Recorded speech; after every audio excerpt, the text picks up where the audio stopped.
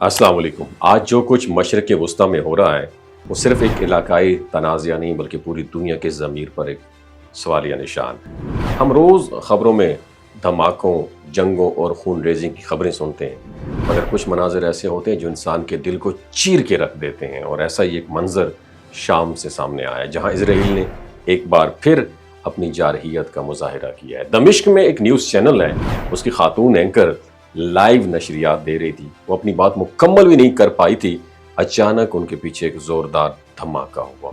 लम्हे भर में धुआं, शोर और खौफ की एक लहर पूरे स्टूडियो में दौड़ गई। और ये कोई फिल्मी सीन नहीं था, ये हकीकत थी।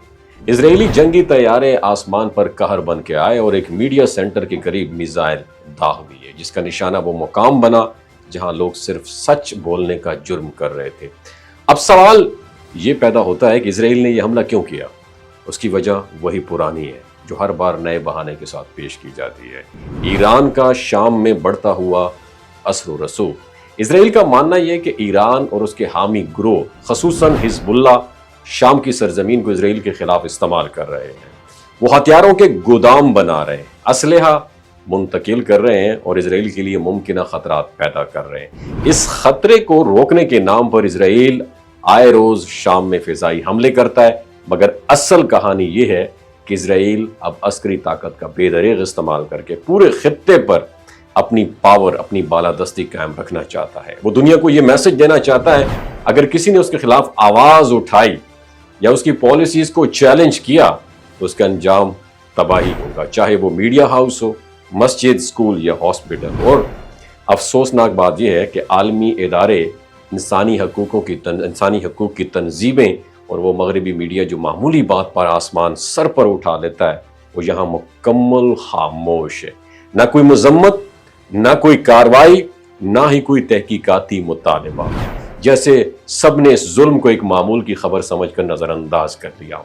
पाकिस्तान और दीगर मुस्लिम ममालिक अपनी अंदरूनी कश्मकश में इतने उलझे हुए हैं कि किसी के पास वक्त ही नहीं है कि वो शाम, फ़लस्तीन या किसी और मजलूम मुसलमान मुल्क के हक में आवाज़ बुलंद करें। लेकिन हमें ये नहीं भूलना चाहिए, आज अगर हमने खामोशी इख्तियार कर ली तो कल यही जुल्म हमारी दहलीज पर भी आ सकता है।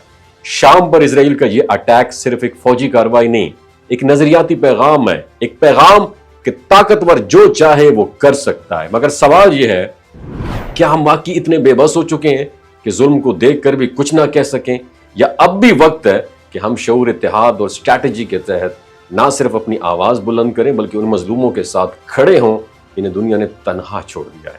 यह हमला हमारे लिए एक वार्निंग है, और अगर ना जागे, ख्वाब गफलत से हम ना जागे, तो शायद कल हमारे पास सिर्फ पछतावा बाकी रहे। और पछतावे कभी जंगें नहीं रोकते, सिर्फ कब्रें भरते हैं। वमा अलैना इल्लल बलागुल मुबीन। अगर आप भी फाइनेंशियल फ्रीडम हासिल करना चाहते हैं तो फॉरेक्स ट्रेडिंग आपके लिए एक जबरदस्त हॉट स्किल साबित हो सकती है। फॉरेक्स दुनिया की सबसे बड़ी फाइनेंशियल मार्केट है, जहां रोजाना तकरीबन $7 ट्रिलियन का ट्रेड होता है। यहां आप एक बेहतरीन अर्निंग कर सकते हैं, लेकिन याद रखिए, कामयाबी हासिल करने से पहले आपको सीखना पड़ेगा कि इस मार्केट में दुरुस्त तरीके से काम कैसे करना है। इसलिए हमने आपके लिए एक टॉप मेंटोरशिप प्रोग्राम लॉन्च किया है। इस प्रोग्राम में आपको मिलेगा मुकम्मल रिकॉर्डेड लेक्चर्स, और ताकि आप अपने वक्त के मुताबिक लर्निंग कर सकें, और लाइव सेशन मिलेंगे ताकि आपको अपने तमाम सवालात के जवाबात बराह रास्त मिल सकें। मुकम्मल आफ्टर सपोर्ट मिलेगी, बैक सपोर्ट मिलेगी, यानी मुस्तकिल आपको लाइफ टाइम मेंटोरशिप मिलेगी, ताकि सीखने के बाद आप मजीद सीखते जाएं। और सबसे खास बात, आपको मिलेगी लाइव ट्रेडिंग की सहूलत, ताकि आप थ्योरी के साथ साथ प्रैक्टिकल एक्सपीरियंस भी हासिल कर सकें और अपने कोर्स की फीस लाइव ट्रेडिंग के जरिए ही आप कमा सकें। तो अगर आप भी फाइनेंशियल फ्रीडम हासिल करना चाहते हैं तो देर क्यों कर रहे हो पाकिस्तानियों? खुदारा ये NFT, MLM जितनी भी स्कैम है, पॉन्जी स्कैम है, इनमें हिस्सा ना लें। अभी एनरोल करें और अपनी फ्यूचर को सिक्योर करें। शॉर्टकट कोई नहीं है कामयाबी का, मेहनत करनी पड़ती है, स्किल सीखना पड़ती है। Thank you so much.